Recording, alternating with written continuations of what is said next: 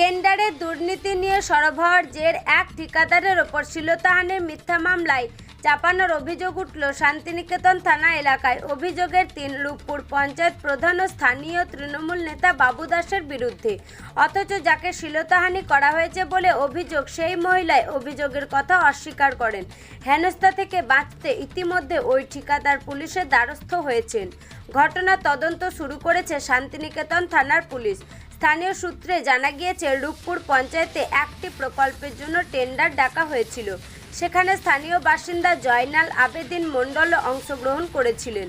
জয়নালের দাবি, টেন্ডারে তার নথি জমা হয়নি বলে পঞ্চায়েতে জানায়, ফলে অন্যজন টেন্ডার পায়। এরপর পঞ্চায়েতের বিরুদ্ধে দুর্নীতির অভিযোগে বোলপুর আদালতে মামলা করেন। ঘটনা প্রসঙ্গে জয়নাল বলেন, আদালত বৈধ নথি দেখে ওই কাজে স্থগিতাদেশ দেয়, কিন্তু আদালতের নির্দেশ উপেক্ষা করে পঞ্চায়েত সেই কাজ চালিয়ে যাচ্ছিল। বিষয়টি প্রশাসনকে জানাতেই আমার বিরুদ্ধে শান্তিনিকেতন থানায় শ্লীলতাহানির অভিযোগ করা হয়। অথচ অভিযোগকারিনী সেই অভিযোগ অস্বীকার করেন। আমি মিথ্যা মামলার শিকার। ঘটনার প্রেক্ষিতে ওই মহিলা বলেন, রূপপুর পঞ্চায়েতের প্রধান এরিনা খাতুন ও তৃণমূল নেতা বাবু দাস আমাকে পঞ্চায়েত অফিসের ডেকে একটি কাগজে সই করতে বলেন। অফিসের নথি ভেবে না পড়েই আমি সই করে দিই। পরবর্তীতে জানতে পারি সেটি শ্লীলতাহানির অভিযোগ। এই ধরনের কোনো ঘটনা আমার সঙ্গে ঘটেনি। জয়নাল নির্দোষ, ওকে ফাঁসানো হয়েছে। বিষয়টি থানায় জানিয়েছি। যাদের বিরুদ্ধে মিথ্যা মামলা করার অভিযোগ, সেই প্রধান বলেন, ওই মহিলা কেন বারবার মত বদল করছেন বুঝতে পারছি না, ওর সঙ্গে কথা বলবো। তৃণমূল নেতা বাবু দাস, বাইরে আছি, কোনো মন্তব্য করব না বলে ফোন কেটে দেন। পুলিশের এক আধিকারিক বলেন, বিষয়টি আদালতে বিচারাধীন, তদন্তের রিপোর্ট আদালতে পেশ করা হবে। বীরভূমে বোলপুর থেকে কার্তিক ভান্ডারীর রিপোর্ট, তারাপীঠ টিভি। ঘটনা ঘটেছে? ঘটনা বলতে আমি কিছু জানতাম না। আমাদেরকে বলা হয়েছিল যে পঞ্চায়েতে মিটিং আছে, এমার্জেন্সি আসতে হবে, আমরা সেই জন্য গিয়েছিলাম। আচ্ছা, আপনি কি মানে কোনো পদে রয়েছেন? না, তাহলে কিসের জন্য মিটিংয়ে ডাকা হয়েছিল? আমি মেম্বার বিনুরিয়া, সেই জন্য আমি গিয়েছি। আচ্ছা, নিয়ে তারপর ওখানে কি হলো? ওখান থেকে থানা থেকে একটা পুলিশ এসেছিল, যে তার সাথে বাবুদার কথা হলো। কি কথা হয়েছে আমি এত শুনি নাই। যে আমাদেরকে বললো থানা যেতে হবে। না, প্রথমে মন্ত্রী বাড়ি গেলাম, মন্ত্রী ওখান থেকে আবার থানাতে এসেছিল। তারপর কি হলো? তারপরে একটু আমাদেরকে কাগজে আমাকে সই করতে বললো, আমি সই করেছি। আচ্ছা, কাগজ পড়েছিলেন সই করা? না না। তো পরবর্তীতে কি জানতে পারছেন? পরবর্তীতে আমি কিছু এখনো কিছু জানি না। আমি তো এখনই শুনলাম ব্যাপারটা এরকম। কি শুনলেন? যে আমাকে রেপ করা হয়েছিল, এটা শুনেছি। আদৌ কি এরকম ধরনের কোনো ঘটনা ঘটেছে? না। তো এটা কারা সই করতে বলেছিল? এটা বাবু দাস ছিল, প্রধান ছিল, উপপ্রধান ছিল, অশোক কাকা ছিল, অশোক কাকা। আচ্ছা, মানে কেন হচ্ছে, মানে আপনাকে জড়ানো হচ্ছে কিসের জন্য? ওটা তো আমি বলতে পারবো না কিসের জন্য আমাকে জড়াইছে।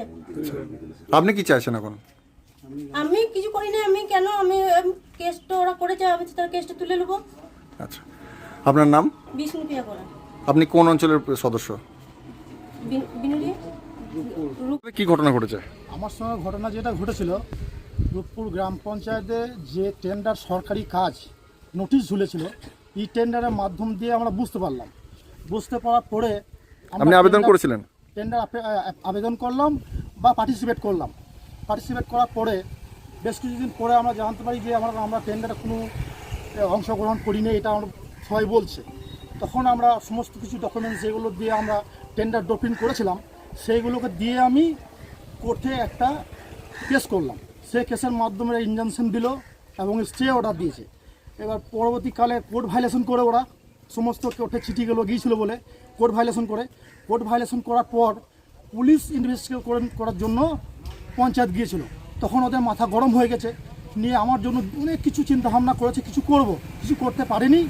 এখন একটা নিরীহ মহিলাকে নিয়ে আমার নামে একটা শ্লীলতাহানি কেস দিয়েছে, এইটুকু।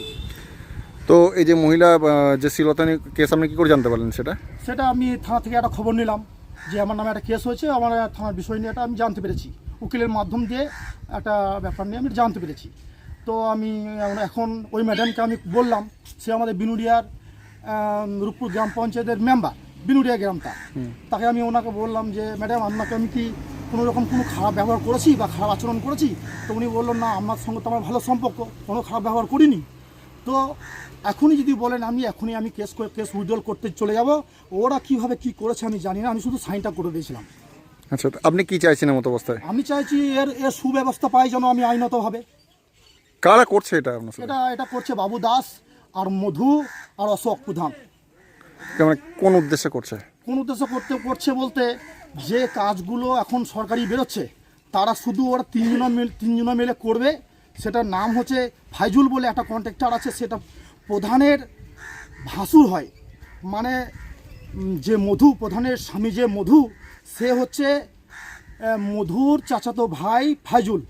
ওরা গেট আপ করে 3-4 জনা মিলে কাজগুলো করবে, আর কাউকে কাজ করতে দেবে না। এই ওদের মেন উদ্দেশ্য। সেখানে আপনি বাধা হয়ে দাঁড়াচ্ছেন? সেটা আমি এখন বাধা হয়ে দাঁড়িয়েছি। এবারে আমি তো বহুদিন ধরে কাজ করি, আমি তো টেন্ডার মারবই, তার জন্য আমাকেও অনেক চাপ সৃষ্টি করেছে। আমি সেসব নিয়ে আমি কোনো কেয়ার নিইনি। তাতে আমার লিগ্যাল প্রসেসে যা হবে আমি ওতে রাজি আছি, কোনো আমার সমস্যা নেই। বিষয়টা আপনি থানায় জানিয়েছেন? থানাতে জানিয়েছি যে আমাদেরকে রাত্রেবেলায় একদিন একটা হঠাৎ করে বলবো না, বলুন। হঠাৎ করে রাত্রেবেলায় একদিন রাত 2টোর সময় আমার বাড়িতে এসে ধমক দিয়ে গেছে যে টেন্ডারগুলো তুলে নিস, আর না হলে তোকে মেরে ঘরের সামনে বডিটা ফেলে দিয়ে যাবো। এটা কে? সেটা বাবু দাস আর মধু আর কয়েকজন ছিল বলে গেল। তাই সেই দিনে আমরা তারপরের দিন সকালবেলাতে আমরা লিখিত কমপ্লেন দিয়ে গেছি, তার কাগজ আমার কাছে আছে। যদি আপনারা দেখতে চান তো আমি দিতে পারি।